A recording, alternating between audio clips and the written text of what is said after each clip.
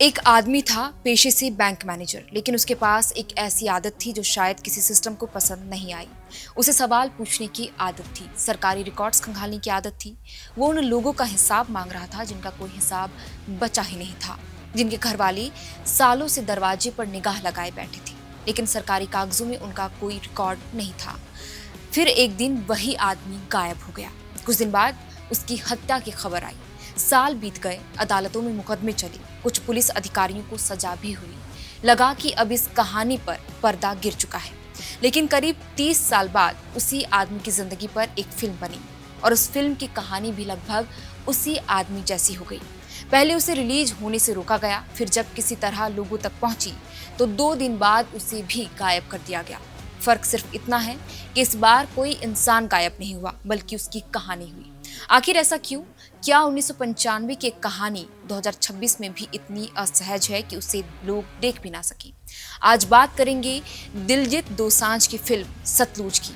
एक ऐसी फिल्म जिसने रिलीज से ज्यादा अपनी रिलीज होने की लड़ाई की वजह से सुर्खियां बटोरी हैं। नमस्ते, मेरा नाम है श्रेया और आप देख रहे हैं एयरना। 3 जुलाई 2026 ओटीटी प्लेटफॉर्म जी5 पर अचानक सतलुज स्ट्रीम होने लगी।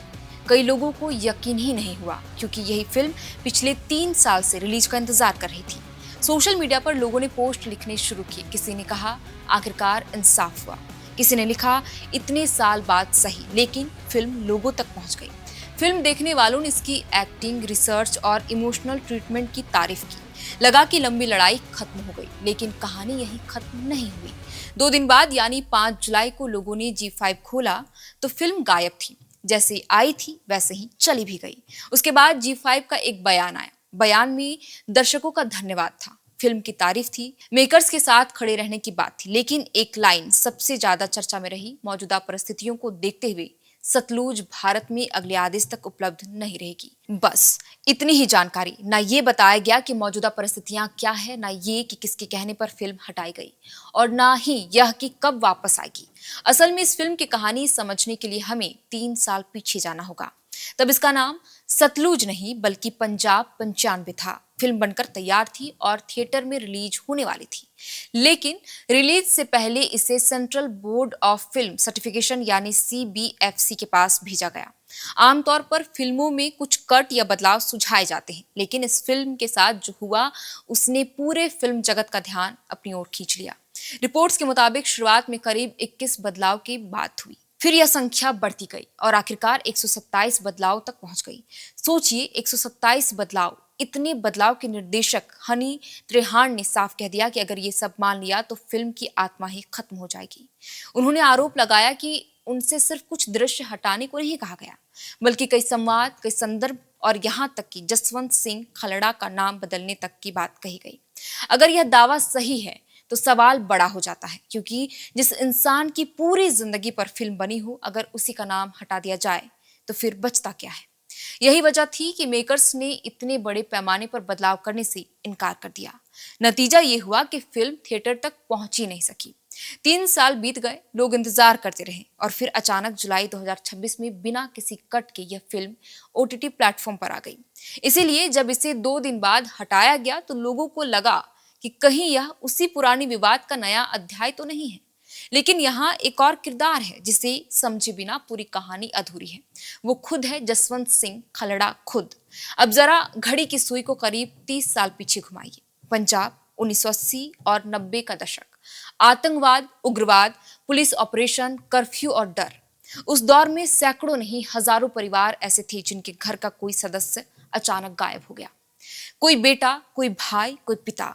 परिवार थानों के चक्कर लगाते रहे, लेकिन जवाब नहीं मिला। तभी जसवंत सिंह खलड़ा ने सरकारी रिकॉर्ड्स खंगालने शुरू किए। उन्हें शमशानों और नगर निगम के दस्तावेजों में ऐसे रिकॉर्ड मिले जिनमें बड़ी संख्या में अज्ञात शवों के अंतिम संस्कार का जिक्र था। उनका दावा था कि ये सिर्फ आंकड़े नहीं, बल्कि उन लोगों की कहानी है जो लापता हुए, और उनके परिवारों को भी सच नहीं बताया गया। खालड़ा ने इन दस्तावेजों को सार्वजनिक किया। मामला भारत से निकलकर अंतर्राष्ट्रीय मंचों तक पहुंचा, लेकिन इसके कुछ समय बाद सितंबर 1995 में खुद जसवंत सिंह खालड़ा का अपहरण हो गया। बाद में उनकी हत्या कर दी गई। वर्षों तक चली कानूनी लड़ाई के बाद इस मामले में कई पुलिस अधिकारियों को दोषी ठहराया गया। यही वह कहानी है जिसे निर्देशक हनी तेहरान पर्दे पर लेकर आए, और जिसमें दिलजीत दोसांझ ने जसवंत सिंह खलड़ा का किरदार निभाया। यही वजह है कि फिल्म को लेकर बहस सिर्फ सिनेमा की नहीं थी, क्योंकि जब कोई फिल्म इतिहास के ऐसे अध्याय को छूती है जहां आज भी अलग अलग पक्ष मौजूद है तो विवाद भी साथ आता है। लेकिन फिल्म बनाने वालों का कहना था कि उनका काम किसी को कटघरे में खड़ा करना नहीं, बल्कि एक दस्तावेजी कहानी को दर्शकों तक पहुंचाना है। निर्देशक हनी तेहरान ने कई इंटरव्यू में कहा कि सेंसर बोर्ड की मांगे सामान्य संपादन से कहीं आगे थी। उनका आरोप था कि पहले 21 बदलावों की बात हुई, फिर 85 और आखिरकार 127 बदलाव सुझाए गए। उन्होंने यहां तक कहा कि उनसे जसवंत सिंह खलड़ा का नाम हटाने को कहा गया। हनी तेहरान ने उस समय एक बेहद तीखी बात कही थी। उन्होंने कहा था, अगर किसी फिल्म से दिक्कत है तो अदालत जाए, अदालत जो फैसला करेगी हम मानेंगे, लेकिन किसी शख्स का नाम ही मिटा देना उस इतिहास को मिटाने जैसा है जिसके बारे में फिल्म बनाई गई है। यहीं से मामला फिल्म बनाम सेंसर बोर्ड से आगे बढ़कर अभिव्यक्ति की आजादी की बहस में बदल गया। कई फिल्मकारों और कलाकारों ने सवाल उठाए कि अगर किसी वास्तविक घटना पर बनी फिल्म को इतनी बड़ी संख्या में बदलाव करने पड़े तो क्या इतिहास पर ईमानदारी से फिल्म बनाना संभव रह जाएगा।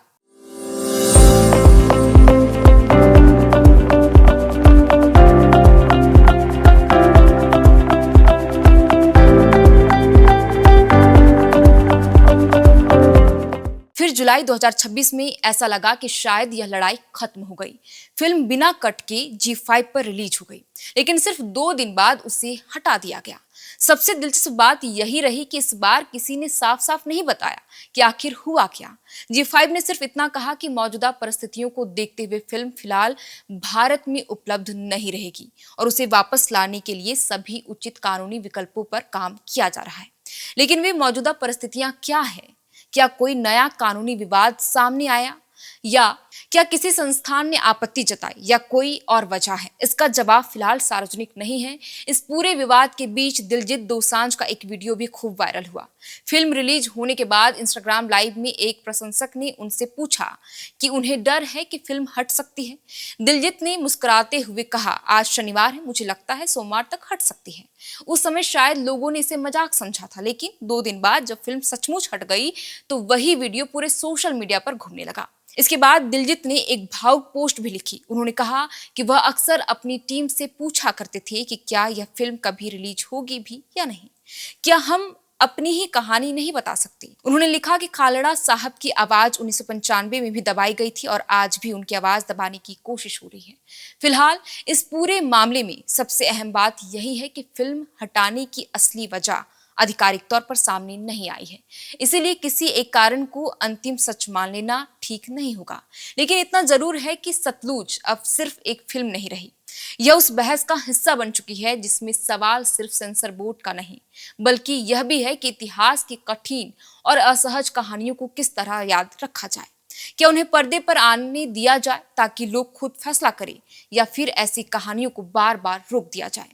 शायद आने वाले दिनों में सतलुज फिर से OTT पर लौट आए, शायद इसकी गैर मौजूदगी की वजह भी सामने आ जाए, लेकिन तब तक यह फिल्म एक अजीब रिकॉर्ड अपने नाम कर चुकी है। रिलीज से ज्यादा उसकी रिलीज की लड़ाई की चर्चा हुई, और कई बार किसी फिल्म की सबसे बड़ी कहानी फिल्म के अंदर नहीं बल्कि उसके बाहर लिखी जाती है। सतलुज फिलहाल उसी कहानी का नाम है। तो फिलहाल के लिए इस वीडियो में इतना ही। सतलुज फिल्म बैन पर आप क्या सोचते हैं, कमेंट बॉक्स पर अपनी राय जरूर बताइएगा। आप मुझे दीजिए इजाजत। आप देख रहे थे एयर नाउ। मेरा नाम है श्रेया और कैमरे के पीछे मौजूद है अभिषेक, और इस पूरे खबर को लिखा था हमारे साथी रोहित ने। बहुत बहुत शुक्रिया। FRP pressure vessels are made using fiber reinforced plastic, a powerful combination of high strength glass fibers and corrosion resistant resin. At Duraplast, we manufacture these vessels using advanced filament winding technology. Layer by layer, resin-coated glass fibers are precisely wound over a rotating mold, creating a structure that is lightweight, high strength, and built to handle pressure. The result? Superior corrosion resistance, longer lifespan, lower maintenance costs for industries that demand performance without compromise. For customized FRP pressure vessel solutions,